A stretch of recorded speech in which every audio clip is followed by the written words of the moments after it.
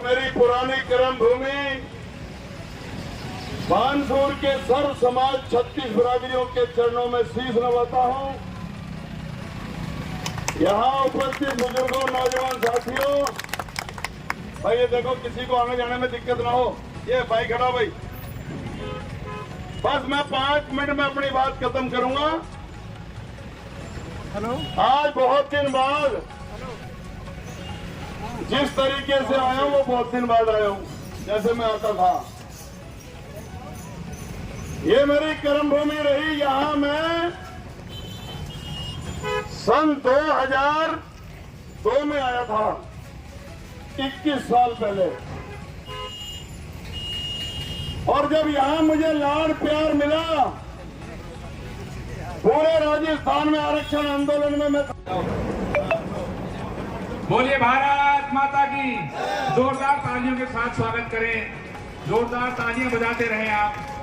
जोश कम नहीं होना चाहिए।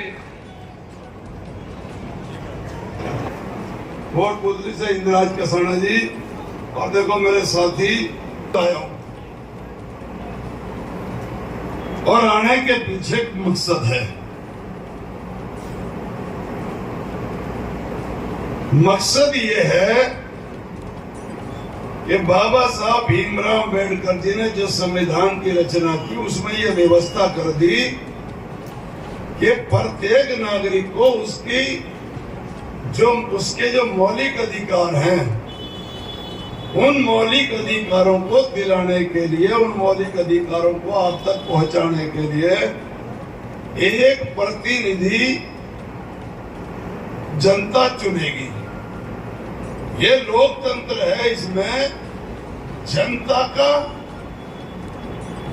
के द्वारा, जनता के लिए, जनता का शासन, उसे लोकतंत्र कहते हैं। बार तो है ही है, और मुझे चिंता भी रहती है, और इसीलिए मैं बीच बीच में आता भी रहता हूँ। पिछले दिनों 3 तारीख को भी आया था मैं। यहाँ अपराध जिस तरीके से चरम सीमा पर पहुँच गया है, यहाँ अराजकता का माहौल बन गया। यहाँ जनप्रतिनिधि का कोई परिभाषित नहीं कर सकता कि उसके क्या मायने हैं। बेशक हम एनडीए, जो इंडिया है हमारा, इंडिया गठबंधन के हम सदस्य हैं, और उस सदस्य होने के नाते जब अगर साझीदार हैं तो फिर हमें सारी बात मिलकर भी तो करनी चाहिए ना। तो मैं इस अपने क्षेत्र को, जो तमाम बिरादरियों ने मुझे सम्मान दिया था, यहाँ मेरा घर भी है, तो इसकी ये दुर्दशा मैं नहीं दे सकता था, इसलिए मैं आया।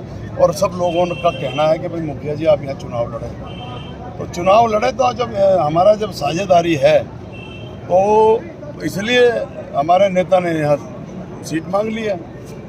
राहुल जी से, खड़गे जी से, राहुल जी से, कि भाई हमें 10 सीट राजस्थान में दो, 10 सीट मध्य प्रदेश दो। उन्हें भी तो चाहिए हमसे 4 महीने बाद। सर आज पूरी विधानसभा क्षेत्र में परिवर्तन यात्रा जो निकली थी वो तो होगी टाइम फिस, यानी कि वो भाजपा की जो यात्रा निकली थी, उतना बड़ा संगठन, पूरे देश दुनिया की पार्टी, और उसके बावजूद उसकी ये हालत हुई। मेरा देखो ना, मुझे यहाँ तक पहुँचने में 4 घंटे लग गए। हर दरवाजे पे लोग खड़े थे माला लेके। तो यहाँ सर्व समाज का एक बहुत बड़ा मुझे आशीर्वाद प्यार मिल रहा है। लेकिन मैंने अभी निर्णय नहीं करा है, क्योंकि मैं ये चाहता हूँ कि यहाँ अपराध मुक्त करने के लिए मुझे ये पता है कि मेरा यहाँ होना बहुत ज़रूरी है। क्योंकि मेरे जो आदर्श हैं, मेरे नेता मुलायम सिंह यादव जी ने मुझे लड़ना सिखाया, जूझना सिखाया, अन्याय और अत्याचार के खिलाफ आवाज़ बुलंद करना सिखाया। इसलिए मैं यहाँ लड़ सकता हूँ, प्रशासन से लड़ सकता हूँ, और गुंडों से लड़ सकता हूँ, और यहाँ जो बदहाली है, इस बदहाली के खिलाफ आवाज़ बुलंद कर सकता हूँ। सड़कें टूटी हुई हैं, कहीं अस्पताल नहीं है, कहीं स्कूल कॉलेज नहीं है, डिग्री कॉलेज नहीं है, बालिकाओं के लिए नहीं है, सुरक्षा नहीं है, कहीं आज व्यापारियों को सुरक्षा नहीं है। कोई भी किसी को लूट लिया जाता है, किसी को चाकू मार दिया जाता है, किसी को गोली चल रही है। ये हो क्या रहा?